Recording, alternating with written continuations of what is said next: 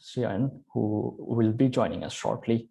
And special thanks to Sarah for inviting me and to give me the opportunity to be a part of the series. What a lovely and critical series to be a part of, decolonial and subaltern citizenships. Now, before I get into my talk, let me share my screen and see.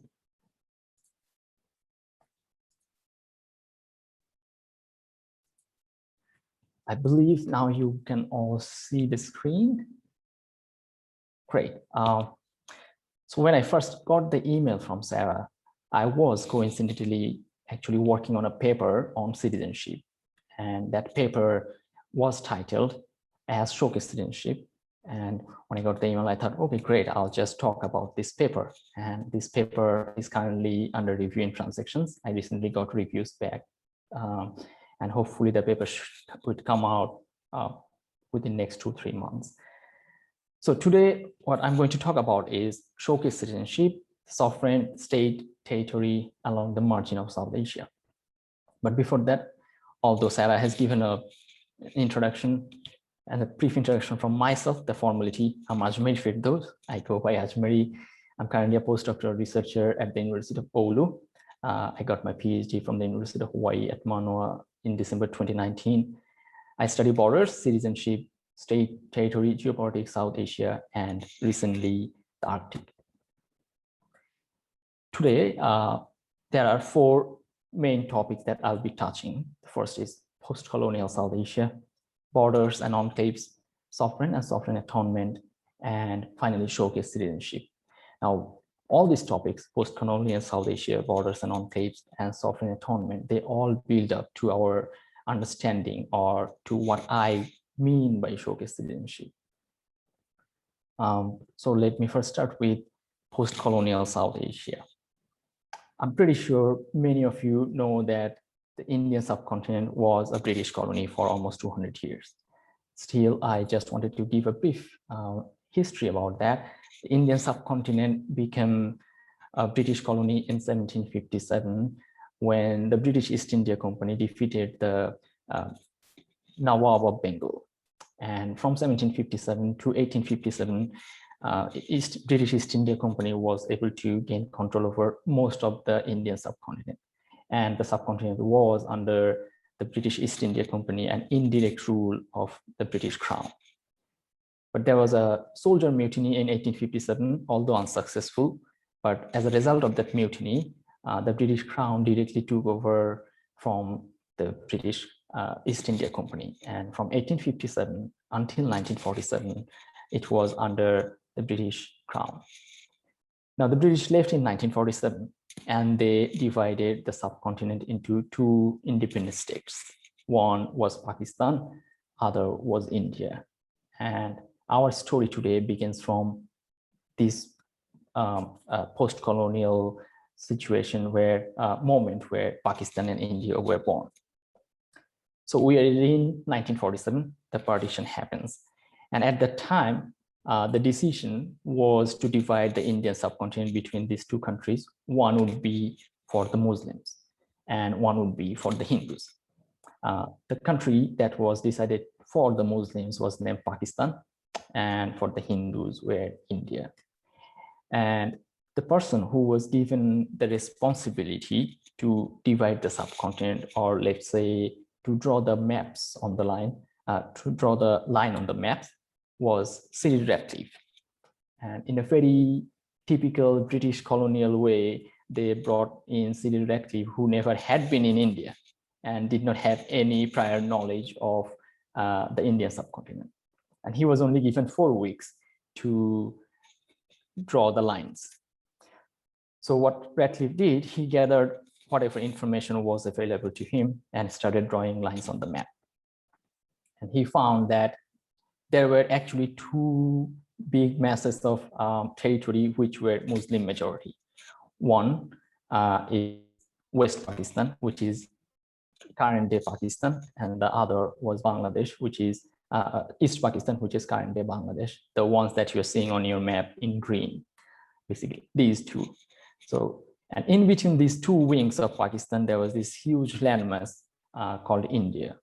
And the idea was that the Muslims will live in this country, which is Pakistan, and the Hindus will live in India. But of course, it's not that all the Muslims were living in Pakistan and all the Hindus were living in India.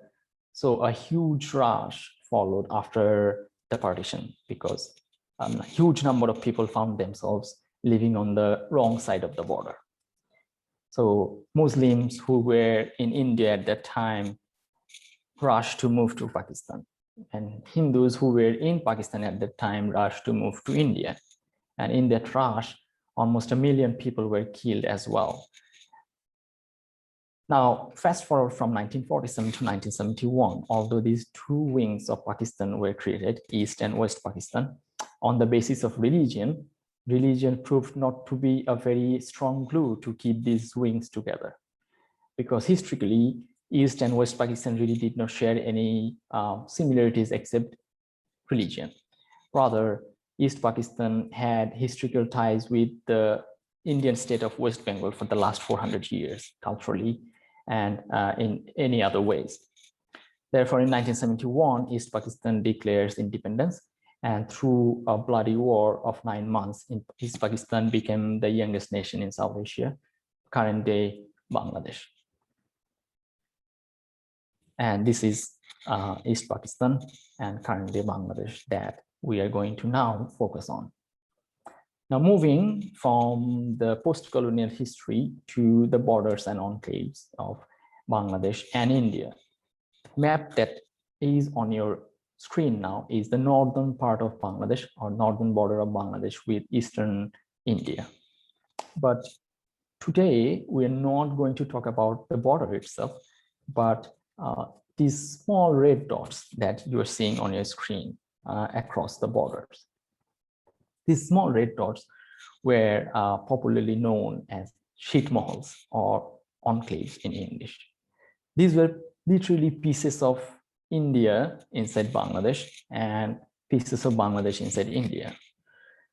So if I put it this way, these red dots were India inside the territory of Bangladesh, and these green dots were Bangladesh inside the territory of India. Now, until 2015, these enclaves existed, and a total of 55,000 people used to live in those enclaves across the border. And the total land area of those enclaves were 98.5 square kilometers. And total number of those enclaves were 198, although not all of them were big enough for people to live. Some of them were like 2 or 3 decimals in size, but some of them were big enough for thousands of people to live. When Bangladesh and India finally exchanged the enclaves in 2015, the people living in those enclaves were given an option to choose their state of citizenship. So they could stay where they were and become the citizen of the host country, or they could move to their home country and become the citizen of their home country. Out of these 55,000 people, almost all of them except less than 1,000 people from Bangladesh decided to move to India. And the rest of them decided to stay where they were and opted for change in their formal citizenship and became the citizen of the host country. And now I am going to talk about the people who became Bangladeshi citizens. That means the Indian enclave residents who were living inside Bangladesh and decided to become Bangladeshi citizens after 2015. But before that, let me show you how these enclaves actually look really on the ground. If you go to these enclaves or if you visit these border areas, it is almost impossible to know that it is an enclave or this is a different state's territory. For example, if you look at the picture on your left, the highway that you're seeing, it is a Bangladeshi highway that runs over an enclave, an Indian enclave, and connects a northern district of Bangladesh with its capital. But if you just move from the highway to this tin roof house, you are already crossing an international border and you will be in India, because that's an Indian enclave inside Bangladesh. And people that you are seeing there, these are Indian enclave residents or Indians inside Bangladesh. But there is no apparent marker to tell you, or no one is stopping you to go and cross the border and just move back and forth as you wish. Same way to the picture on your right, if you look at this, the tractor is coming from an Indian enclave carrying agricultural products. Right now, the tractor here is in India. The moment the tractor crosses this line and comes here, it comes to Bangladesh. And this field is an Indian enclave. That means that's India, and this road or mud road is Bangladesh. Now, if you really look hard, you will find some markers that will tell you that those are enclaves. Probably like this one in the paddy field or somewhere in the bamboo bush, that you really have to look hard to find that this is an Indian enclave, or this is the marker that you are entering into a different state's territory. And to the right, this is another picture of an enclave and the river that runs by the enclave. And this is an enclave boy who is coming from school back to his enclave. And there is definitely no, because these enclaves are not state territory at the time, there was no state infrastructures. So this is a bamboo-made bridge that connects these people, or allows these people to cross the river to go to Bangladesh. Now, after 2015, when these enclaves were exchanged, they became regular state territory. And when I was conducting my field work in 2017 and 18, the presence of the state in these enclaves were very much apparent. Or we can say in James Scott's term that the state making project or making legible state spaces were very much on their peak at that time. For instance, if you look at the picture on the left, this is a dam that was being built on a former Indian enclave inside Bangladesh. And this is the first time that the dam was being built by Bangladesh for the enclave. Before that, there was no dam, there was no state infrastructure, just because those were Indian enclaves, or let's say another state's territory. So the host state would not intervene or would not provide any state services to those enclaves. But right after, these were exchanged and merged with the state territory, and they became state territory. The state was very much present and visible with all its state-making projects. The same way on the right, this is a road that was being built in another enclave that connects the enclave to the nearest town. And if you look hard, you'll find this electricity pole that was also being erected at that time, because these enclaves also did not have any electricity connection. Simply because they were enclaves, they were another state's territory, and the host state would not supply electricity to those territories. Now, let me tell you a little story about how these enclaves actually originated and how life was in these enclaves before they were exchanged. The enclaves originated actually in 1713, when even before, way before British colonialism started. And in the 1700s, most of the Indian subcontinent was ruled by the Mughal rulers. And within that also, there were some local rulers. For example, the Kuchbehar king, who were not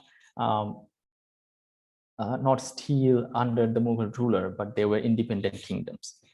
And of course, there were always conflicts or regular conflicts between the independent kings and the local Mughal rulers. As a result of such conflicts, the Mughal ruler and the Kuchbehar king were able to gain control over some lands within each other's territory. And in 1713, they signed a treaty where they agreed to stop the fight, but at the same time, they also agreed to retain the territories that they gained control over each other's territory.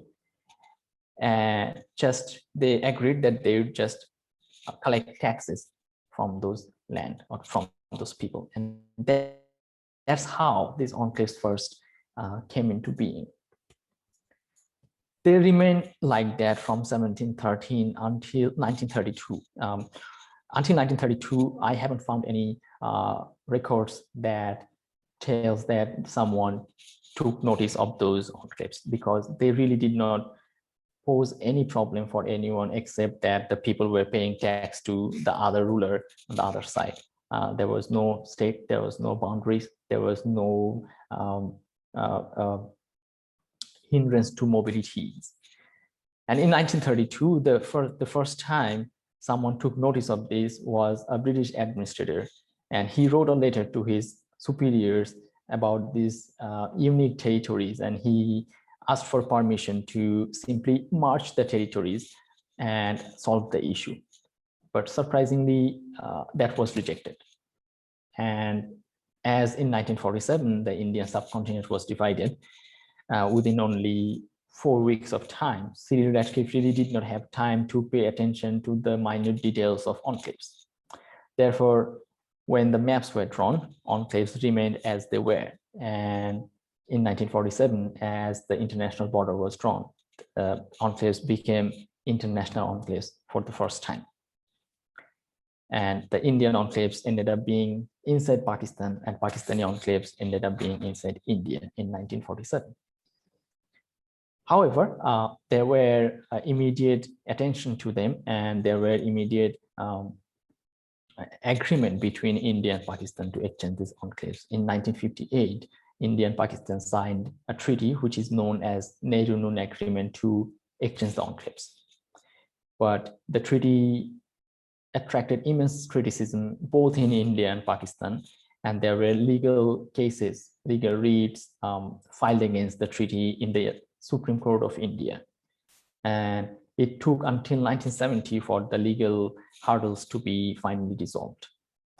But by the time all the legal issues were resolved in 1970, it was almost 1971 when East Pakistan was in huge turbulence, and then it declared independence. And as East Pakistan did not exist anymore after 1971, became Bangladesh, the treaty that was signed between India and Pakistan was not valid anymore. Bangladesh was also very quick in signing another treaty with India in 1974 to exchange all the enclaves. That treaty is famously known as the 1974 Land Boundary Agreement, or 1974 LBA. But for numerous reasons, it took to 2015 for Bangladesh and India to finally exchange the treaties. I'm not going details into what happened between 1974 and 2015, but for various reasons, the countries did not execute the treaty, and the enclaves remained as they were from 1947 until 2015. Now, from the period of 1947 to 2015, things started to get difficult for enclave residents, because in 1947, they were divided by the international borders. Although the border was relatively open and porous, it started to get closed and hardened from early 1990s. And that's where they effectively were stuck in their enclaves and cut off from their home country. Some of the major events that happened and that resulted in their exclusion is in 1952, India and Pakistan introduced passport and visa for the first time. Before that, there was no visa and passport between India and Pakistan to cross the border. Although it was introduced in 1952, still the border was pretty much open and porous, and people could move easily across the border. But eventually in 1990s, India started building border fence with both Pakistan and Bangladesh. And they deployed border guards, they deployed smart technologies to secure their border.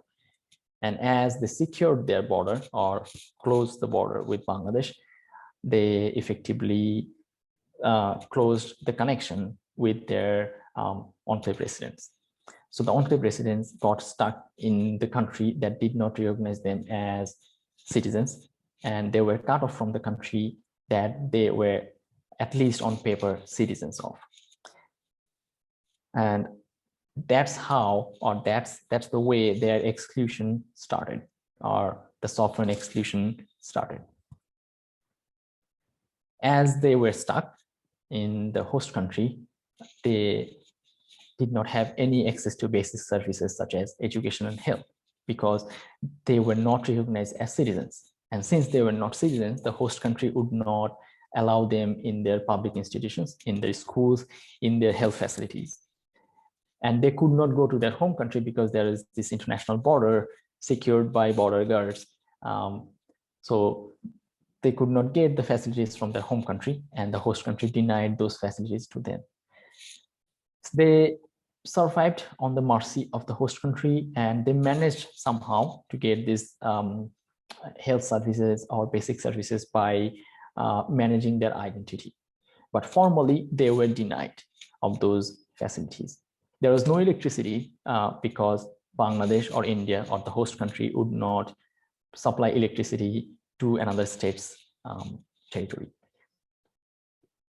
The question of legal help or police was also very complicated, because since these were, let's say in Bangladesh context, these were Indian territories inside Bangladesh, these were not under the jurisdiction of Bangladeshi police or Bangladeshi administrative services. On the other hand, the Indian police would not come and help them, because for that they would have to cross the international border between India and Bangladesh and then have to go through a lot of bureaucratic processes. As a result, the enclave residents got stuck in their enclaves, and they did not have any legal services or anywhere to seek police attention, seek attention for. And that resulted in extreme cases that these people could be killed, but no one would be punished for that. And in many instances, there have been instances in extreme cases there that the entire enclave have been burned down, and no one was punished for that, just because the host state would not take responsibility, simply saying that this is not under their jurisdiction, and the home state could not come and help these people across the international border. And this resulted into a classic Agambanian situation of bare lives, or homo caesar, where these people were excluded by their home country and were made victims of sufferance by the host country, and they became bare lives because they did not have any political agency. They were only, let's say in Agamben's term, bios. And using the framework or Agamben's idea, scholars who have studied enclaves before that exchange understood them as, for example, Rhys Jones understands them as the state of permanent exception. Hosna Shiuli views them as abundant spaces and container of bare lives. Jason Combs understands them as sensitive space where the sovereign works in an aleatory fashion. But these were all before enclaves were exchanged. Now, when I conducted my research, the enclaves were exchanged. It was just after the exchange, and they were not at that time, or not anymore, the extraterritorial spaces. They were part of regular state territories, and the people in the enclaves were not former enclave, or were not enclave residents anymore. They were recognized as citizens. So one of the questions that I was trying to answer in my research is what happens when the same population is accepted as citizens and brought under sovereign protection. Of course, there was no more state of exception because they were brought under sovereign protection, and they were recognized as right-bearing citizens. But what I found is that the exception existed in many other forms. Not necessarily the exception existed as exclusion, but the exception existed in different ways. And when I was interviewing my research participants and when I was observing as an ethnographer, I always asked my research participants, okay, how is life? How do you see life has changed after the exchange? And the kind of answers that I was getting was something like this. One of them told me that, life is good. It's better than ever. Sometimes I feel we are enjoying higher privileges than other Bangladeshis. I also was getting similar response from the state officials who were in charge of helping and bringing these spaces under state control. For example, one of the state officials told me that they are now our priority. We are instructed by the government to take good care of them. In fact, they enjoy better services than their neighbors. By their neighbors, the state official meant the regular Bangladeshi citizens who were their neighbors. And the priority, by that, they meant the former enclave residents who are now the regular Bangladeshi citizens. So the new forms of exceptions, as I found, is that the sovereign or the state, in this paper, for this purpose, I'm interchangeably using sovereign and state in the same sense. The sovereign assumed an active role. And such an active role, I argue, that resulted in privileges for the former enclave residents that often surpass the regular Bangladeshi citizens. That means they were getting some privileges that the regular Bangladeshi citizens were not getting. And this is something that resulted into what I understand as sovereign atonement. But it would be a mistake to view sovereign atonement as a sorry or sad, as a as a step from a sorry or sad sovereign.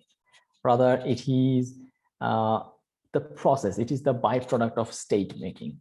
I'm not saying that the sovereign or the state was feeling sorry about these people because they had been victims of sovereign violence for the last several decades. It is just because the sovereign or the state was more interested in making state territories or bringing these spaces under legible state control and bringing these people under legibility. And as a result of that, or a byproduct of that process, what resulted is the extra attention from the sovereign. And that's what I understand as sovereign atonement. And my answer to this sovereign atonement, I suggest that to understand why the sovereign took this exceptional role or active role, my suggestion that key to that role lies in our reading of territory, especially territory in post-colonial state making, and citizenship as technology of territory. I'll go detail into these one by one. In post-colonial states all over the world, especially in post-colonial South Asia, territory has huge importance in state debates. And there is this cartographic imagination where the territory and the nation must align. That means it is imagined that the territory of a certain nation starts and ends at its borders. That's the ideal post-colonial cartographic imagination, at least in post-colonial South Asia. But enclaves were one of the striking exceptions to that imagination, because enclaves were state territory that did not end within the state territory or within the boundaries. Rather, these were state territories that were beyond the state boundary. So this became a constant source of cartographic anxiety. At the same time, enclaves were symbols of national sufferings and sources of otherings. I'll explain it a little in detail. So this is a dual role that enclaves played in the nationalistic and territorial debates in both Bangladesh and India. In Bangladesh, for example, the Indian enclaves inside Bangladesh were depicted as the host of criminals, host of intruders, host of bandits, the others, the non-citizens. But contrary to that, the Bangladeshi enclaves inside India were viewed as the symbols of national sufferings, where fellow Bangladeshis are suffering inside another state territory or inside another unfriendly neighbor. Similar way in India, Bangladeshi enclave residents inside India were viewed as the source of illegal intruders, source of or host of illegal migrants. But at the same time, Indian enclave residents inside Bangladesh were viewed as the fellow nationals who are suffering beyond the state territory. Therefore, what I argue is that enclaves had this dual contradictory role in post-colonial territory, that on the one hand, they were sources of territorial anxiety, and on the other, they were also symbols of nationalism. Therefore, they always had a paramount importance or played a central role in the nationalistic and territorial debates of Bangladesh and India before they were exchanged. And because of that, I argue that that importance really did not perish overnight when they were exchanged.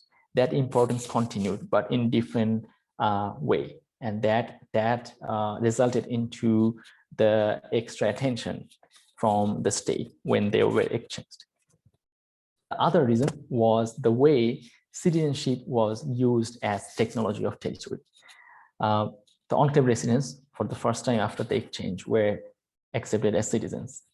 And I argue, drawing from Stuart Eldon, that citizenship has been used in a very innovative way by Bangladesh to create territory. Stuart Eldon shows that territory is a technology of land and terrain. With that, I add that citizenship could also be used effectively as technology of territory.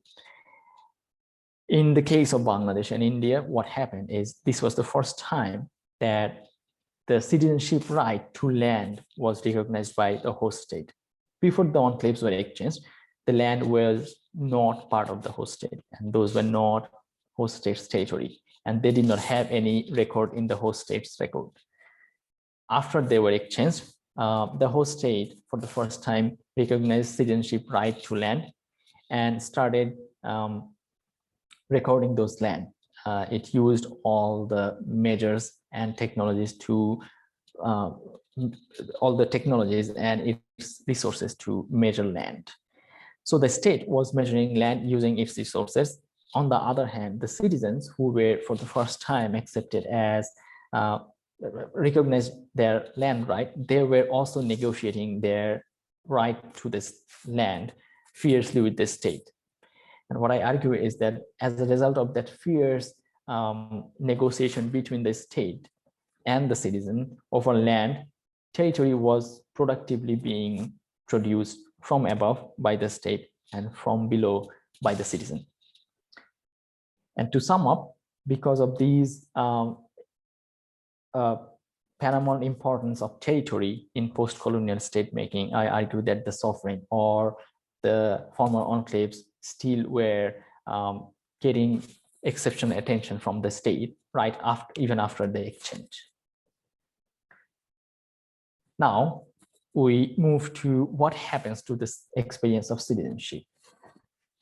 We see that the state and the people in these territories were given exceptional attention by the state. And as a result of that, I asked what kind of citizenship experience was created, because these people were not recognized as citizens for the last 7 decades. Now they are suddenly recognized as citizens. On top of that, they were given special attention by the state. So that was another research question that I was answering in my PhD research. And when I was preparing my fieldwork, I read this brilliant book by Akhil Gupta named Red Tape. And in that book, Akhil Gupta showed that even in India, although people or the marginal population are citizens, or they are political right-bearing citizens, they become victims of sovereign violence. The term that Akhil Gupta used is structural violence. And what he meant by that because of high level of corruption and the complicated state bureaucracy, the services that are supposed to reach all the citizens do not reach them, especially to the marginal population in India. And as a result of that, they become victims of structural violence. And sometimes that results into their death. The situation was not very, or still is not very different in Bangladesh than India. And my assumption before going to the field was that even though the former enclave residents would be recognized as citizens, that would probably not make much of a difference in their lives, because again, they are the marginal population where the state services really do not reach the way it should have reached. Therefore, I asked everyone that I talked to that, okay, how has been your experience of being a citizen for the first time? Or how is the government treating you as a new citizen? Are you getting all the facilities from the state? And to my surprise, the kind of answers that I was getting was something like this. A primary school teacher in one of the former enclaves of Bashkada told me that, why not? We are the former enclave residents. We are special. The government is doing a lot of exceptions for us. A small shop owner in another enclave told me that we are really happy. We never imagined life would be like this. It got more than what we expected. We lived like animals before the exchange. Now we live like a king. I thought that was really interesting because that goes against the conventional assumption that, as I mentioned, that it would not make much of a difference in their lives. But as I could see, everyone was really happy about being citizen, and they were not really complaining about not getting state facilities. Rather, they were really happy that they were getting everything, or even in cases more than what they expected. I pressed the issues with government officials as well, and one of the Upajala Nirpehi officer, or UNO, who is the highest ranked administrative officer in Bangladesh in charge of a sub-district, told me that, yes, we are specifically instructed to assist them because there is a sympathy about them and about the human way they have lived so far. So the government wants to help them, to bring them forward. We are told to help them as much as we can. And as a result of that, what I found is that they had smooth and easy access to state services and officials. When I was conducting and staying in the enclaves, I spent almost a year in different enclaves. And as part of my fieldwork, I also spent a lot of time in different officials' offices. And in Bangladesh, especially, the marginal population really do not have an easy access to the state officials, especially if they are high-ranked state officials. They negotiate those with those officials through mediators like local representatives. But in case of the enclave residents, what I found is that they would directly come to the offices and they would talk to the officer, and they would express their demands. Or if they had any complaint, they would just come and directly tell them, which is very unlikely in rural Bangladesh, especially when it comes to marginal population. At the same time, what I found is that the state officials also actively made sure that these state services, or the people, especially in the former enclaves, get what they're supposed to get as the citizen of Bangladesh. They made sure that the state aids and all other programs reach to them. And there were enough allocation for all of them. Although in Bangladesh, again, for regular Bangladeshi citizens, normally the way it happens is that the number of, or the amount of government aid is not always enough for the number of people that need it.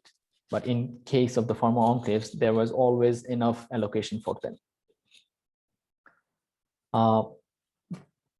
In big enclaves, there I could also see that there were temporary police camps, because there's this assumption that these enclaves were crime prone, and the state would say temporary police camps with 24/7 police presence in those enclaves.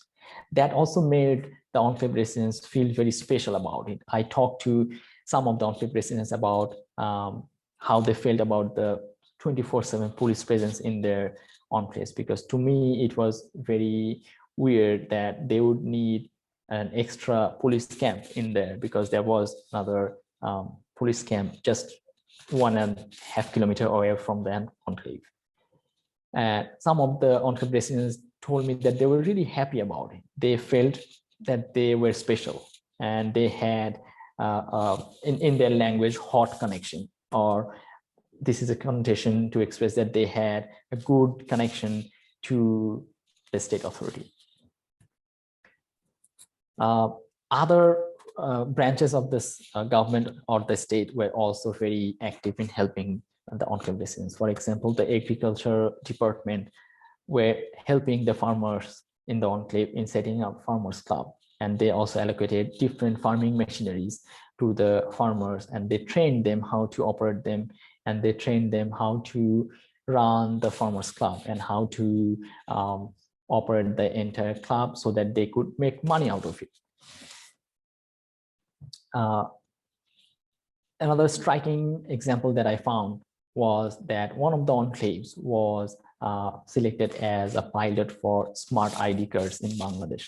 So before the enclaves were exchanged, one of the biggest demands of the enclave residents were that they did not have any identity. They were not citizens of Bangladesh. They were not citizens of India.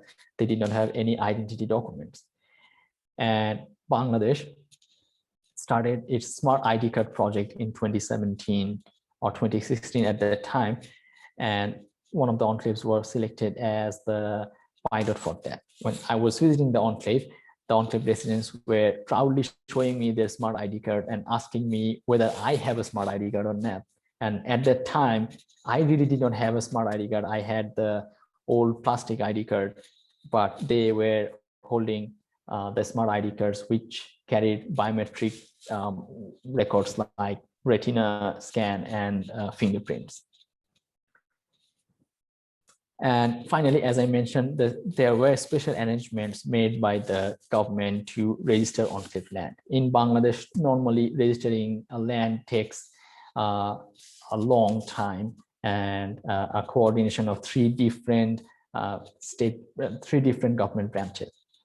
But for the enclaves and for the enclave residents, the state of Bangladesh set up a different special arrangement to register those lands. And it took only 6 months for all the enclave lands to be formally registered in state records. So these are two of the pictures. One is the smart ID card that I was talking about. And this was the guy who was showing me his smart ID card very proudly that he has a smart ID card, which I did not have at that time. And on the right is a farmer's club where the farmer was showing me the machineries that they got from the state and the way they operated and the way the farm operates. Now, how do we comprehend this exceptional experience of citizenship? I was wondering, okay, how to understand it? How do I comprehend these unique experiences of citizens? And to answer that, I came up with the term showcase citizenship. And by showcase citizenship, what I mean is that these citizens are showcased as if Bangladesh was an ideal state, which equally provides services to all its citizens, irrespective of their marginal political and economic status. In reality, though, it does not. To explain a little bit more, what I argue by this is that Bangladesh treated the former enclave residents or the new citizens in a special way by ensuring that all the services reaches them.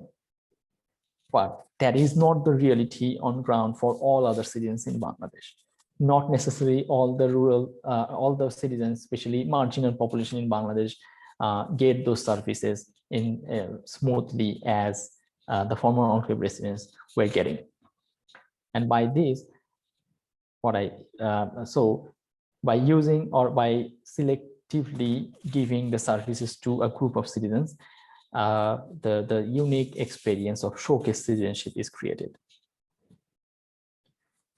And I identify 5 major characteristics of showcase citizenship. One is an informal and intentional creation of the state. So showcase citizenship, or these unique experiences or exceptional treatment of the citizens, is not formally sanctioned. It is an informal arrangement. I talked to all the citizens, all the people in the enclaves. I mean, the people that I talked to in the enclaves and the state officials, all of them mentioned that they were instructed by the government officials or their superiors to help the enclave residents. But I could not find any formal document that instructed them.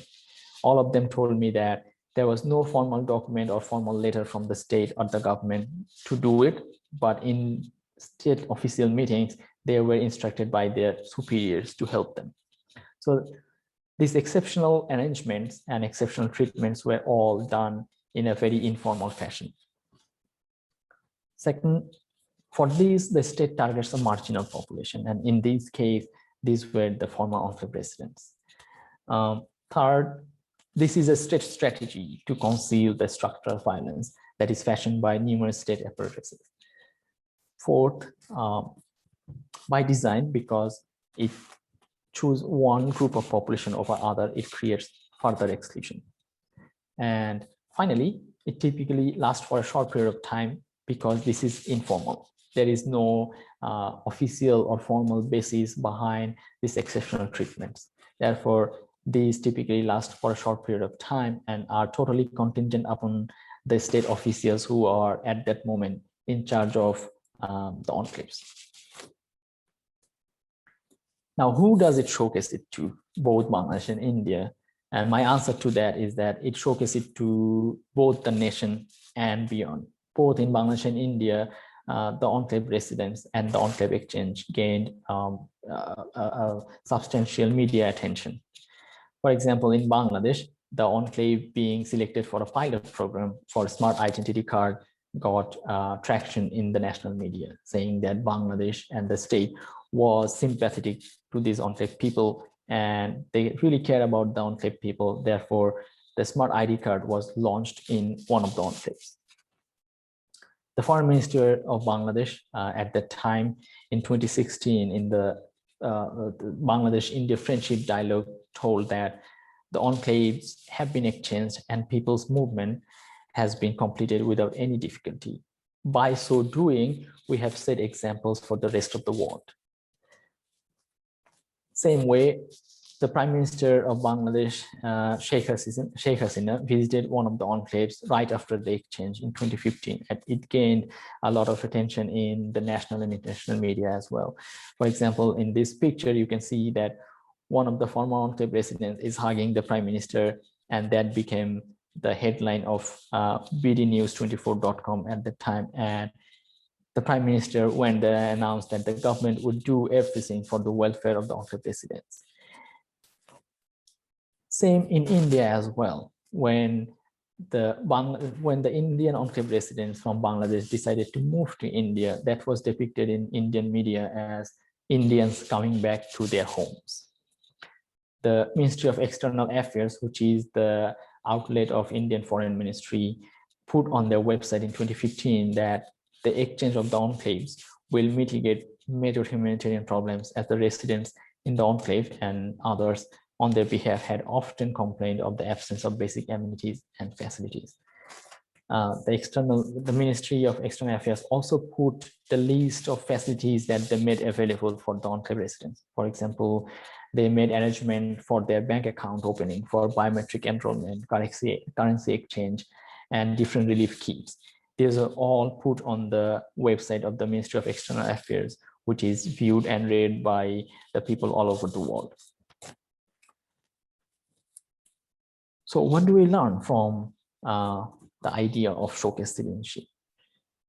I argue that first, it places informality within the study of citizenship, and it demonstrates that informality can be a constitutive aspect of the idea, especially in the global south.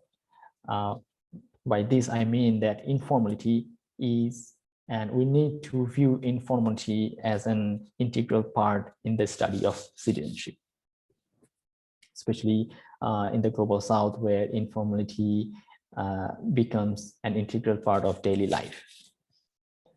Second, it offers an understanding of how apparent irrationality and subjectivity are used by different state mechanisms in daily operations. State mechanisms or bureaucracy is not this ideal type of rationality. There is spaces for irrationality and subjectivity in daily operations of the state, and that's how the state operates, at least in post-colonial South Asia.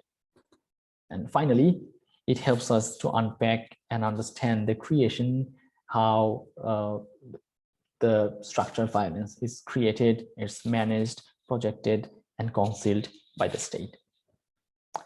And with that, I will thank you and take any comments or questions, and thank you for your attention.